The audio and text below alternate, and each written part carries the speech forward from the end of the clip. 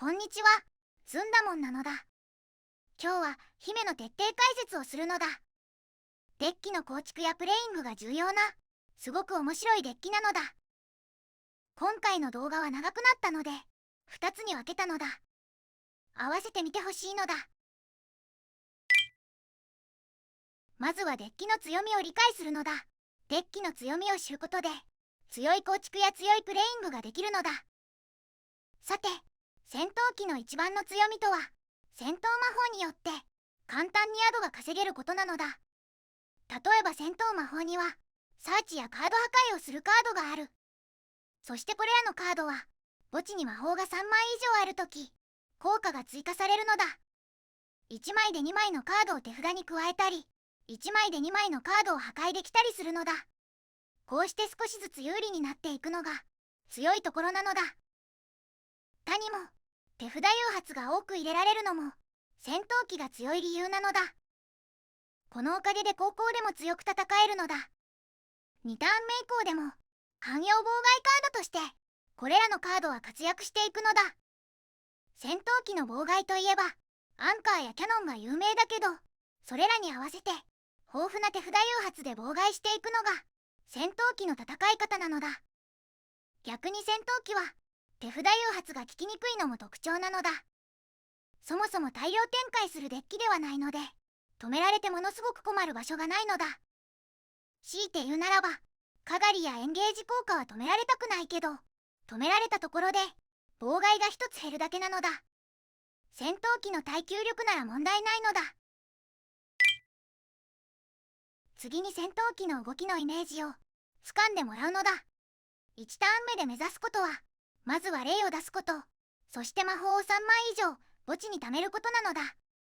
相手ターンは妨害をしながらやり過ごし、帰ってきたターンで盤面を一気に有利にするのだ。戦闘機破3ターン目に強いと覚えてもらえればいいのだ。そしてそのために重要なのが、1ターン目に魔法を墓地に貯めておくことというわけなのだ。戦闘機破高校でも強いし先行でやることが少ない。だからあえて高校を選ぶという人がたまにいるけど、先行1ターン目でしっかり備えて帰ってきたターンに一気に有利になるのが戦闘機の一番強い戦い方なのだ。ここで初動での霊の出し方に補足をするのだ。霊以外にもロゼや骨火で動いても最低限だけど、やはり霊を絡めていると耐久性が段違いなのだ。霊の出し方として素引きしたりサーチしたりする他に、エリアゼロの墓地効果を忘れないでほしいのだ。エリアゼロに加えてマルチロールやジャミングウェーブがあるとき、それらの効果でエリアゼロを墓地に送って霊が出せるというわけなのだ。特にジャミングの破壊効果を自分のカードに使うなんてもったいないなんて思うかもしれないけど、墓地に魔法を2枚送れる上に霊を出せれば勝ちやすくなるので、別に悪いことではないのだ。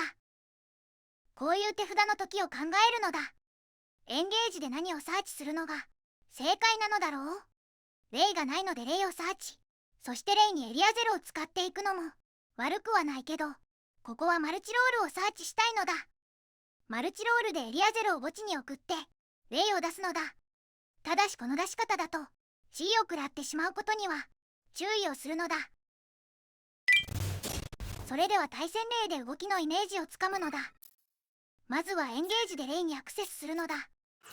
ここでは手札にロゼもいるけど、やはり霊を展開に絡めたいところなのだ。かがりでエンゲージを回収してエンゲージを連打していきたいところなのだ。ここはうららで止まってしまったのだ。戦闘魔法の妨害が作れなくなったけど、手札誘発があるので十分なのだ。雫でサーチをしておいてターンを返すのだ。G で戦闘魔法を引くことを考えてマルチロールをサーチしておいたのだ。相手はトライブリゲードなのだ。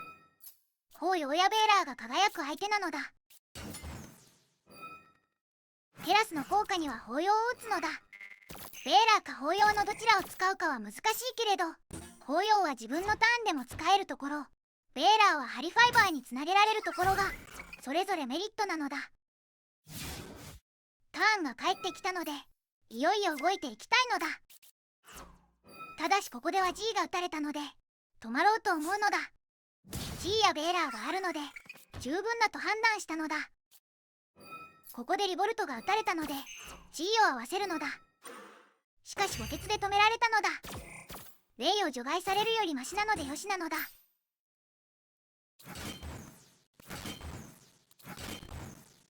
4体が逃げてきたのでこれはシュライブが来るのだ。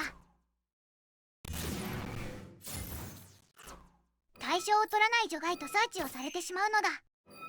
こうやって宿を稼ぐのがトライブリゲードのやり方なのだ。ブラフのマルチロールが除外されてしまったのだ。相手はフラクトールからいつもの動き。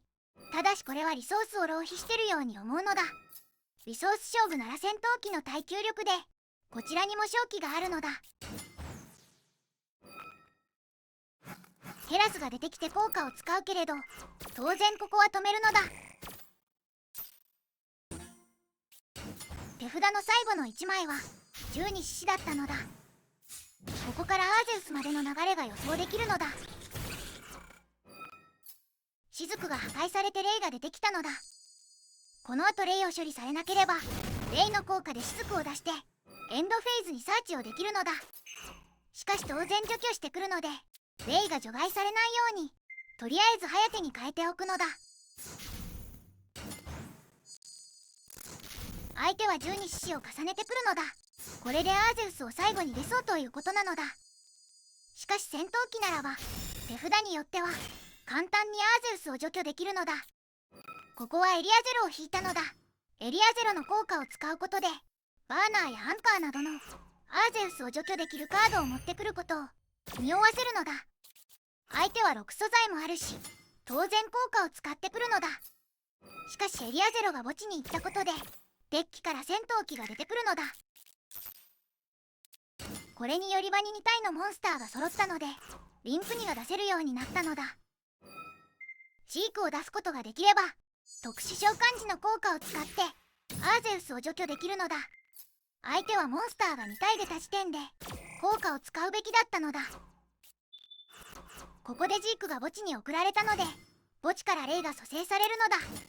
さらにロゼも手札から出てきてライフを一気に削っていくのだ。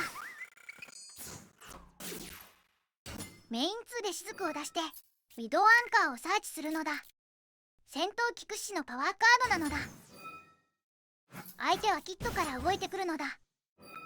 フェリジットからもモンスターを特殊召喚してきて展開が進んでいくのだ。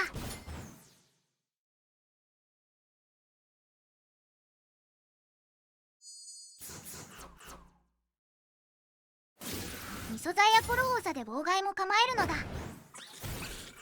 レイの効果を使うことでアポロ王座の妨害を踏んでアポウーサの打点を下げるのだ。これで盤面にレイが残ることになったのだ。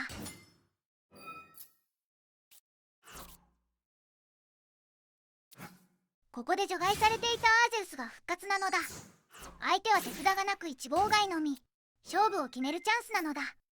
ウィドウアンカーでアーゼウスを奪い攻撃表示に変更。あとは全員で攻撃すれば勝利なのだ。対戦ありがとうございました。戦闘機の打たれ強さが分かってもらえたと思うのだ。ここで一旦区切るのだ。次の動画に進んでほしいのだ。ご視聴ありがとうございました。チャンネル登録もお願いするのだ。